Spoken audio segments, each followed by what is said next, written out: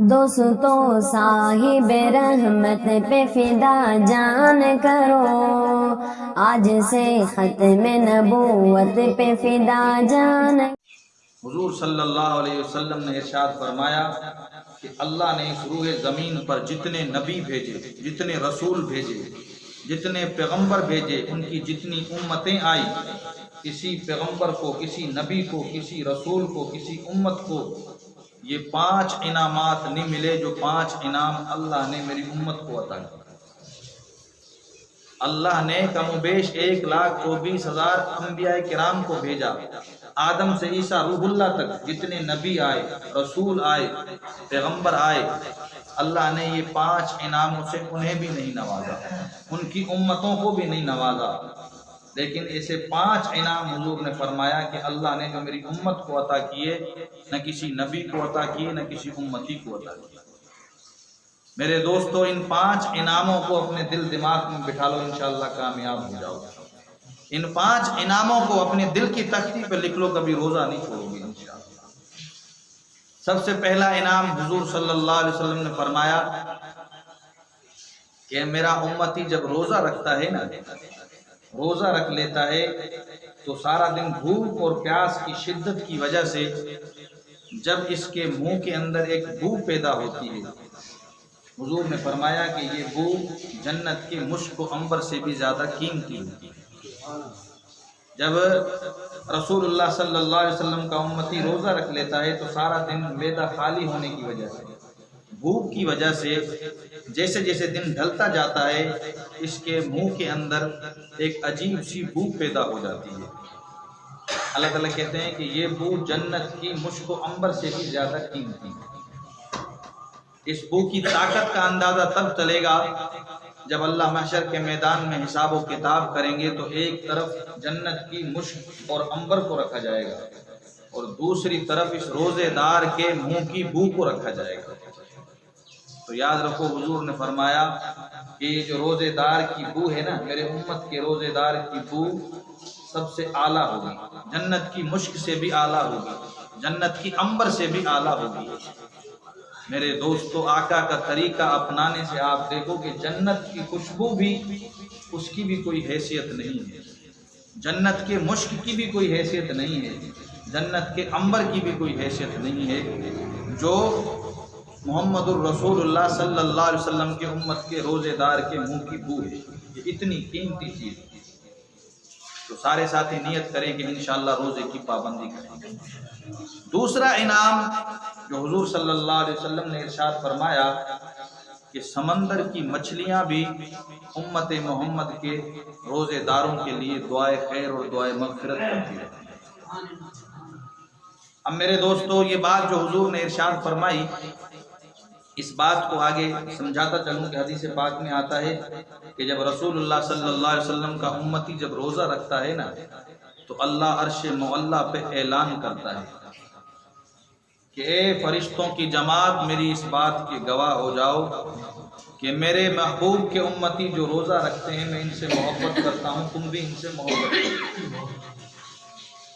عرش معلیٰ کے فرشتے اس بات کا اعلان 7 آسمانوں کے فرشتوں میں کرتے ہیں کہ یہ اعلان خود اللہ کر رہا ہے کہ جو میرے حبیب کا امتی روزہ رکھے میں اس سے محبت کرتا ہوں، تم بھی اس سے محبت کرو۔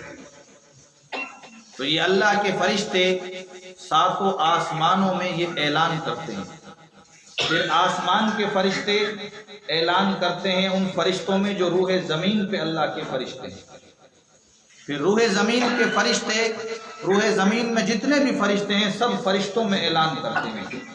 پھر وہ فرشتے ساری دنیا میں اس کا اعلان کرتے ہیں کہ اللہ بھی اس سے محبت کر رہا ہے، تم بھی اس سے محبت کرو۔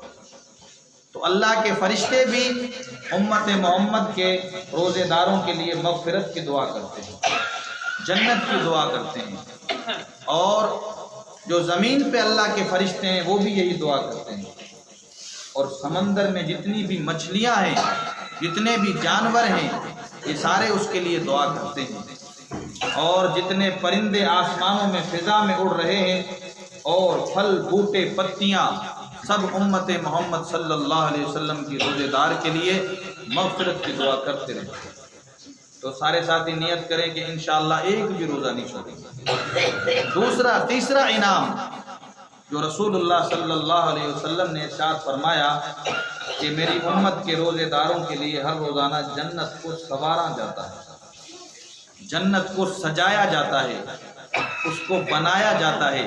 جنت اللہ سے پوچھتی ہے کہ اللہ مجھے سجایا کیوں جا رہا ہے، مجھے بنایا کیوں جا رہا ہے، مجھے سنوارا کیوں جا رہا ہے۔ اللہ تعالیٰ جنت سے عرض کرتے ہیں کہ جنت میرے محبوب کے امتی جو روزے دار روزہ رکھتے ہیں نا، اس کے لیے تجھے سجایا اور بنایا جا رہا ہے۔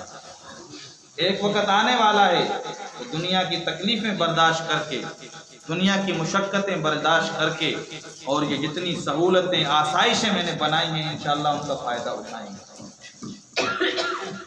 تو جنت عرض کرتی ہے یا اللہ وہ دن کب آئے گا کہ امت محمدی کے لوگ میرے پاس تشریف لائیں گے، وہ دن کب آئے گا؟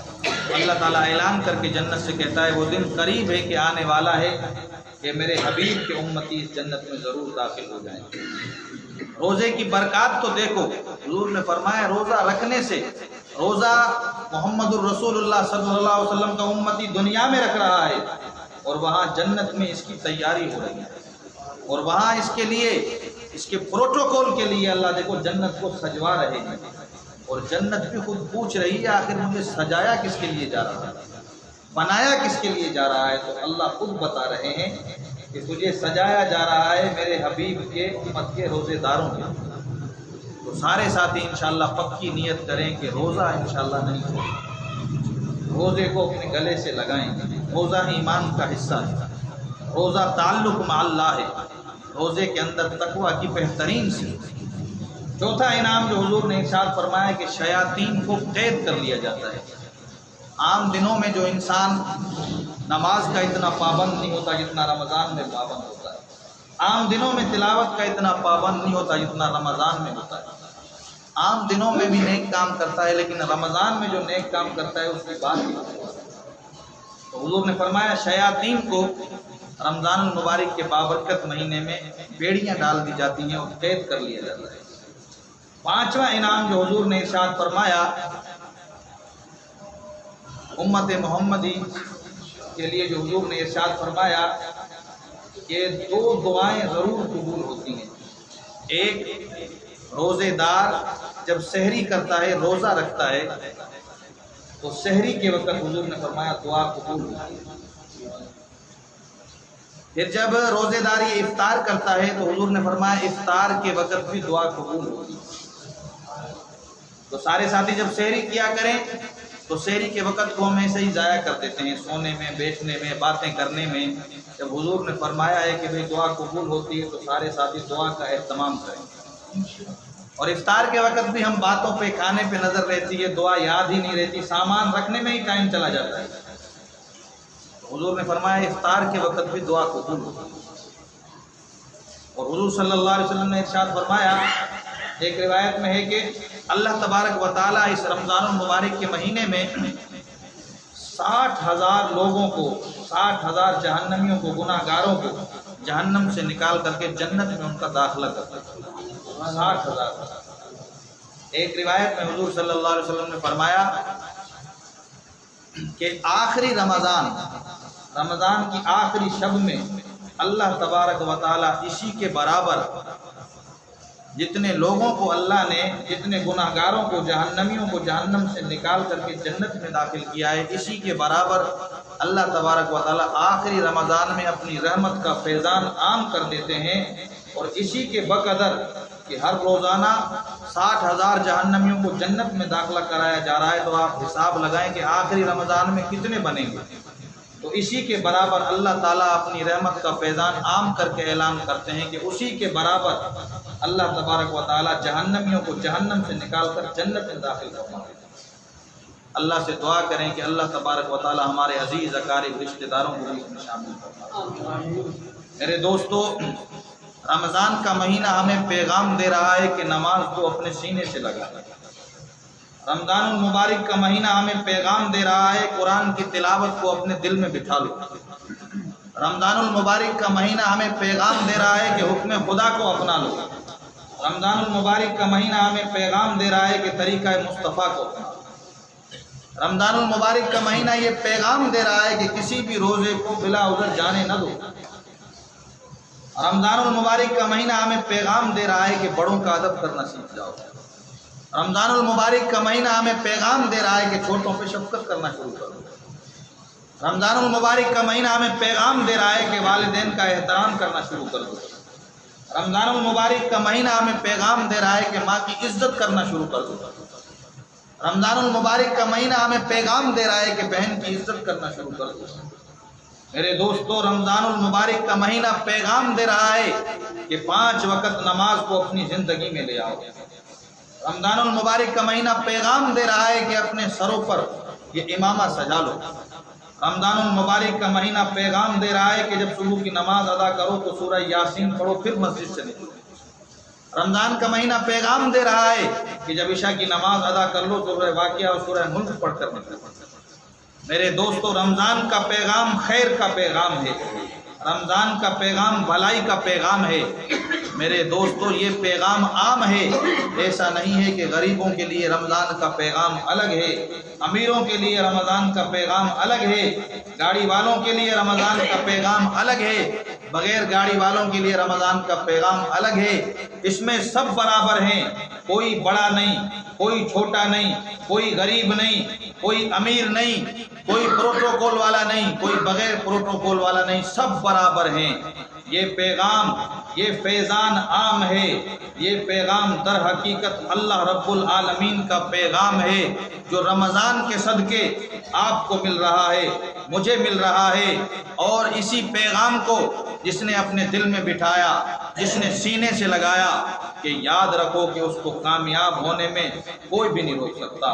وہ دعا کریں کہ انشاءاللہ اس پیغام کو سینے سے لگائیں گے، سارے نیت کریں کہ انشاءاللہ اس پیغام کو دل پہ بٹھائیں گے، سارے نیت کریں کہ اس رمضان کے پیغام کو دل کی تختی پر لکھیں گے، سارے نیت کریں کہ اس رمضان کے پیغام کو دل کی تختی پہ نہیں لکھیں گے بلکہ عمل بھی کر کے دکھائیں گے۔ میں نے کہا، آپ نے سنا، اللہ پاک ہم سب کو عمل کی